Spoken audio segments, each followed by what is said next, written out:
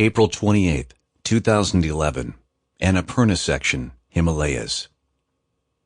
She'd lost the rosary, too, quite a while ago. It was lying 600 feet above her, somewhere in the snow next to the trail.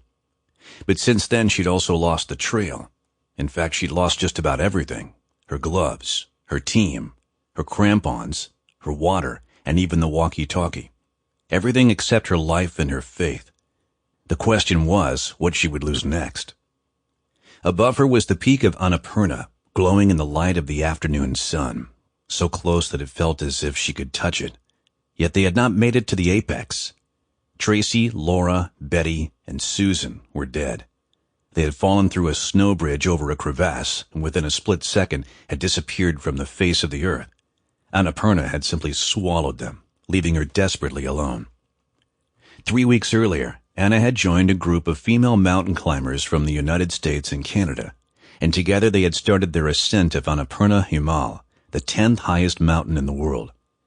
Anna was an experienced climber. She was certainly no neophyte of climbing, and the Annapurna section was one of the most popular tourist destinations in all of Nepal.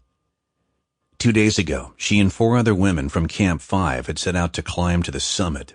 It was early in the morning and the weather was clear. Everything seemed to be going fine, despite the pain and the struggle for each and every step.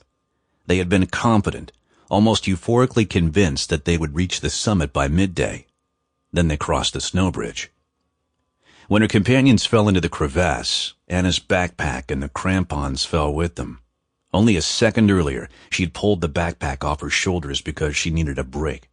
So she'd been lucky. If you didn't count the fact that she had lost her gloves as she tried in vain to find her companions in the crevasse.